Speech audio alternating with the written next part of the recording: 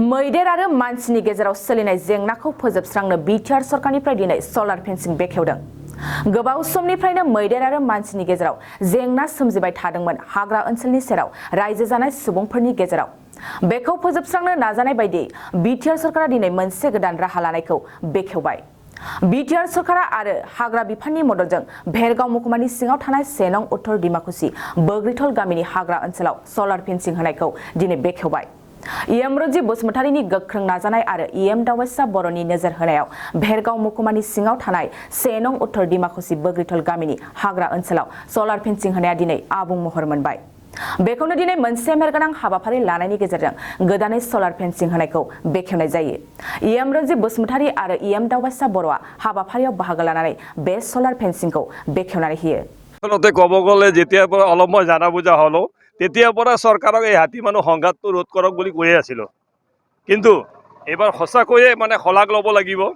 আমাৰ প্ৰমোদ বড়ো ডাঙৰীয়াৰ নেতৃত্বত আমাৰ ইএম ফৰেষ্ট ডিপাৰ্টমেণ্টৰ ইএম ৰঞ্জিত বসুমতাৰী ডাঙৰীয়াৰ নেতৃত্বত দাওবৈচা ডাঙৰীয়াৰ নেতৃত্বত আমাৰ লোকেল ইএম সঞ্জীৱ তাঁতী ডাঙৰীয়াৰ নেতৃত্বত আজি আমি সঁচাকৈ সোলাৰ ফেন্সিং আৰম্ভণি দেখিবলৈ পালোঁ।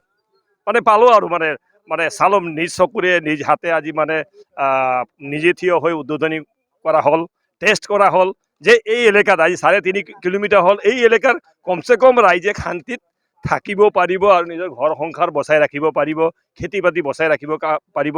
তাৰ কাৰণে প্ৰমোদ বড়ো ডাঙৰীয়াক ধন্যবাদ জ্ঞাপন কৰিছোঁ, ৰঞ্জিত বসুমতাৰী ডাঙৰীয়াক ধন্যবাদ জ্ঞাপন কৰিছোঁ। আহি থকা দিনত অকল এই যে বগৰীতল আমাৰ এই যে এই এলেকাত মাত্ৰ নহয় সমগ্ৰ বিটিচিত এই সোলাৰ ফেন্সিঙৰ ব্যৱস্থা কৰি হাতীও সুৰক্ষাত থকা ব্যৱস্থা কৰক আৰু মানুহে সুৰক্ষাত থকা ব্যৱস্থা কৰিব বুলি মই আশা কৰিছোঁ। আচলতেতো এই অসমৰ বনাঞ্চলে পৃথিৱীৰ ক্লাইমেটটো ঠিক কৰি ৰাখে, এইটো চবে জানে।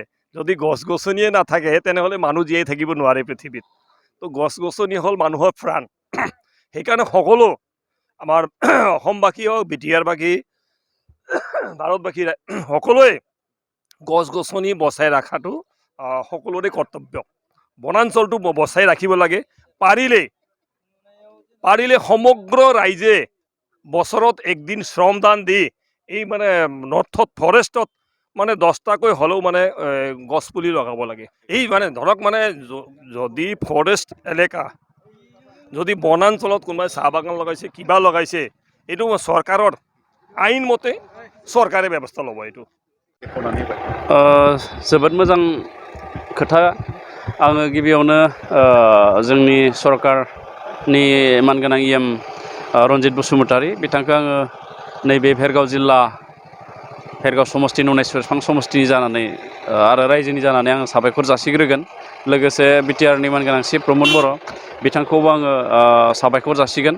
मानो होनना बुङोब्ला नैबे जेंनाया बोसोरसे बोसोरनैनि जेंना नङा, बियो गोलाव बोसोरनि जेंना आरो बे गोलाव बोसोरनि जेंनाखौ सुस्रांनो थाखाय रायजो राजाया आगोलनि सरकारखौबो खावलायबोदोंमोन। गोबां एमएलए एमसिएलए इएम गोबां मन्त्रि बिथांमोनखौ खावलायबोदोंमोन, नाथाय खावलायनाय बायदि फिथाइ थायाखैमोन। नाथाय जोंनि सरकारा 2 बोसोर जानाय लोगो लोगो नैबे गिबि खेब जोङो बे उत्तर डिमाकुसि बोग्रिथलाव 3 किल'मिटार सलार फेन्सिं जों होबाय, जाय ओनसोलाव हाग्रानि मैदेरा थांलाय फैलाय खालामबाय थायो आरो बेवहाय जोंहा मोननै रोखोमनि जिउ खहा जायोमोन।